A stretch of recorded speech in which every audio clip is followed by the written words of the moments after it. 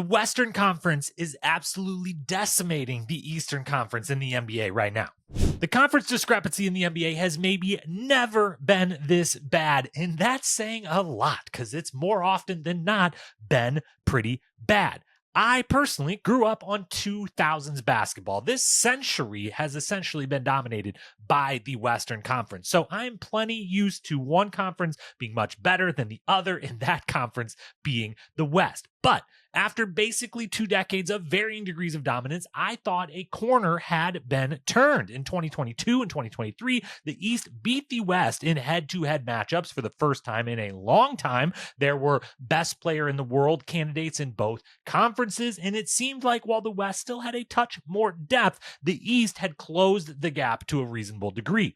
But not anymore. We are right back into the dominant Western Conference, the likes of which I shouldn't even say like the right back because we're actually further back, the likes of which we've barely ever seen.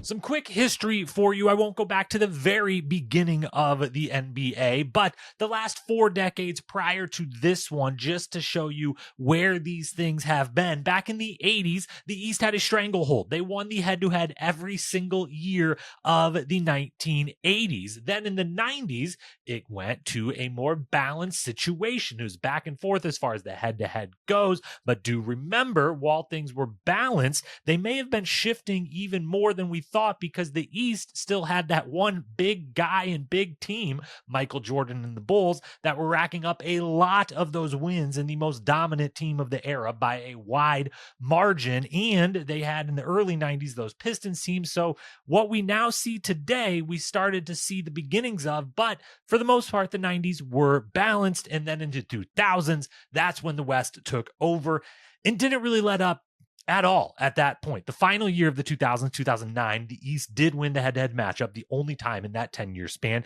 And then in the 2010s, the West took it to another level. They were winning the head-to-head by much higher percentages, and they had way higher percentages of who we would have called contenders at any given time, and were ultimately just dominating. And now here in the 2020s, we had that rebalance, those 2 years I mentioned before, but now this year, 70% win percentage West versus East so far. I know we're only 11-ish games into the season for most teams here, but that is a historical outlier of dominance.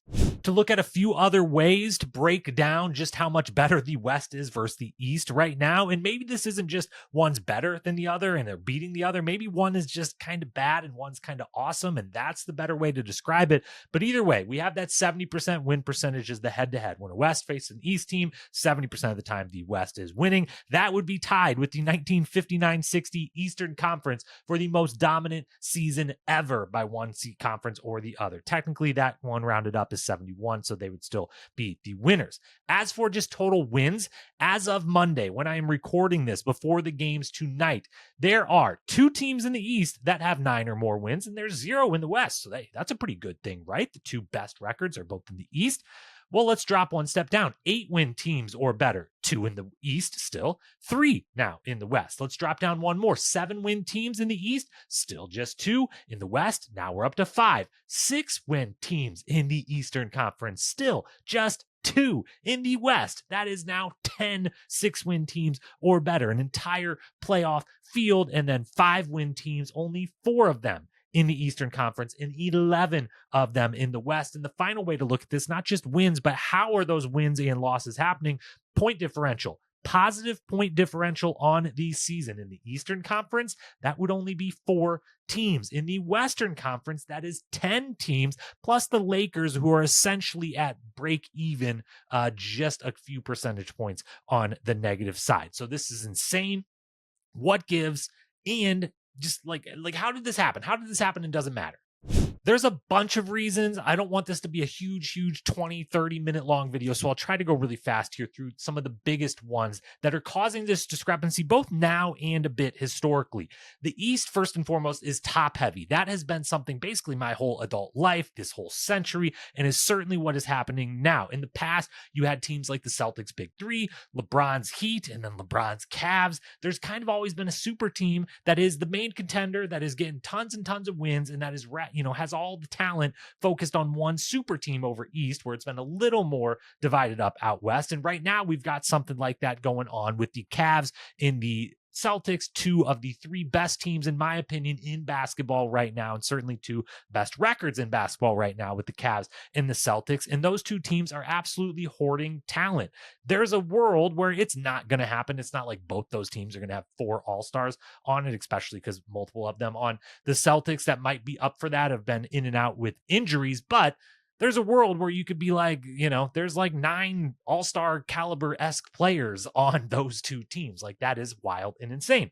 Another factor, older and injured stars in the East, comparative a little bit to the West. The two recent MVPs that are in and out of the best player in the world combo that reside in the East, Giannis and Embiid, they're both on horrible teams right now due to injuries or age or both. Meanwhile, Jokic, Luka, SGA, etc. out West are not on shitty teams, and that best in the league talent isn't being wasted. However, so many people are injured. So, the fact that Philly would be better if not for the year from hell, that's not that big of an excuse to explain this. Of like, they would have one more really good team. There's a lot of injuries out West, too. Now, as for young stars, this is another factor. How have young stars blossomed and developed? And not even just star players, but like role players on teams that need to draft and develop role players to continue being good.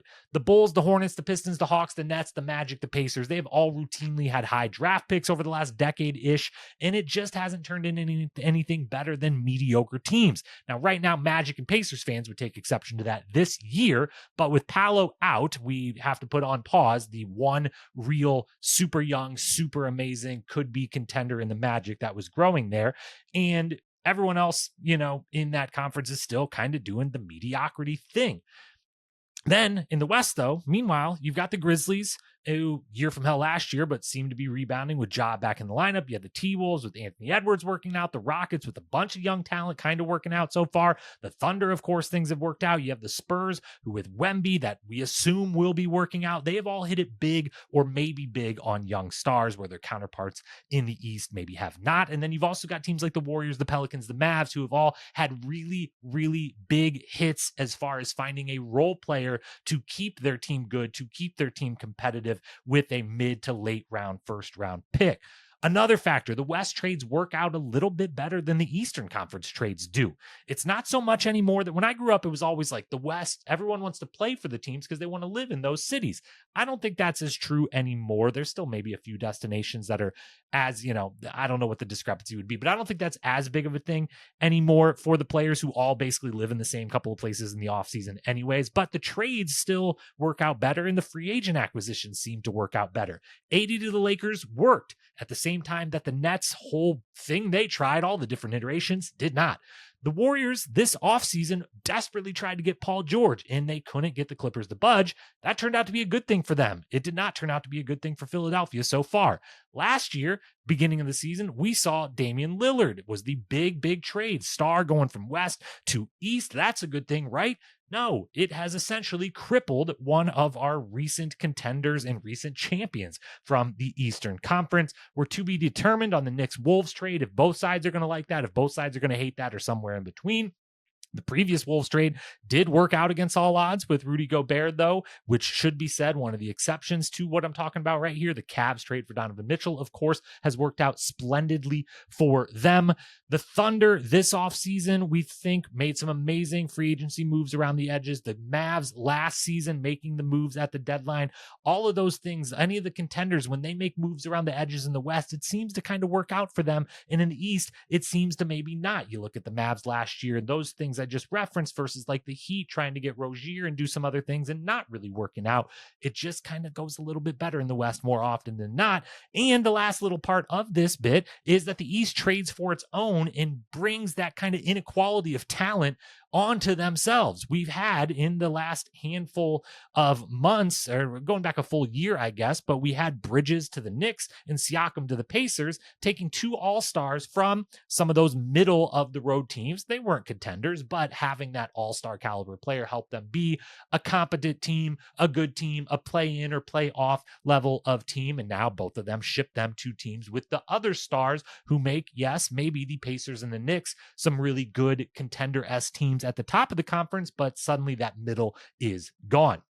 Final thing to point out then is the talent discrepancy overall. I don't do my own player rankings. That would be a lot. So I rely on all the different sites. My favorite one right now, or the list I kind of agree with the most, is the Ringer's top 100 rankings. And if you look at that, in their top 30, 17 are from the West, 13 are from the East. In their top 50 players, 27 from the West, 23 from the East. And in their top 100, where I think it really drives the point home, is the West 56, East 44, a 12-player difference out of the top 100. That's a full roster. That makes a lot. I mean, you divide those up, that's a player per team that is, vying to be in the playoffs or the play-in, plus a couple extra. So that makes a big deal.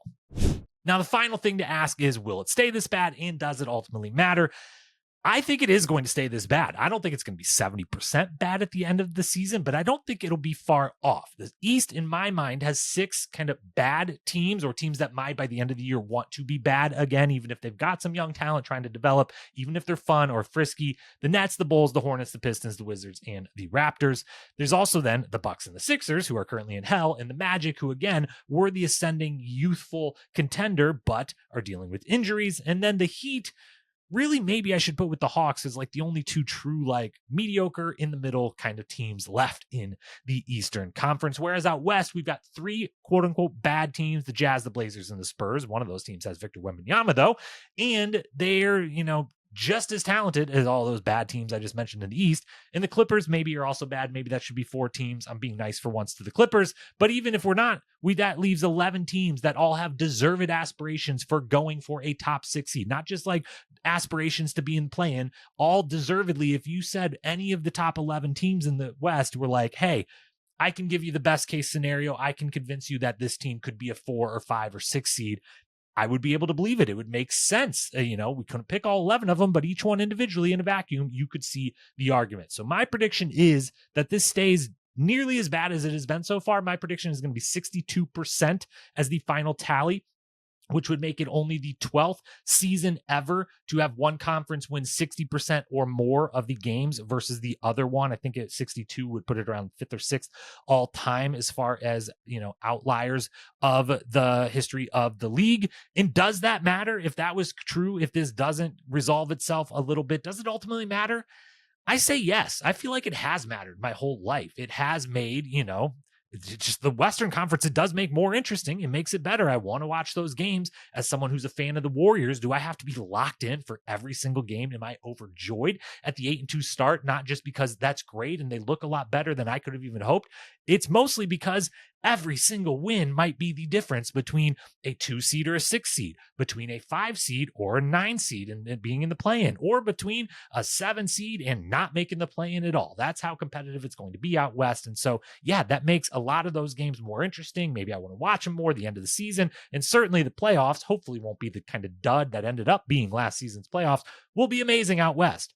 But over East, the opposite is true. I'm not that interested in a lot of those games. I might not end up being that interested in the playoffs if I'm just walking in with the assumption of Celtics, Cavs, wake me up when they finally play in the Eastern Conference Finals. That'll be fun.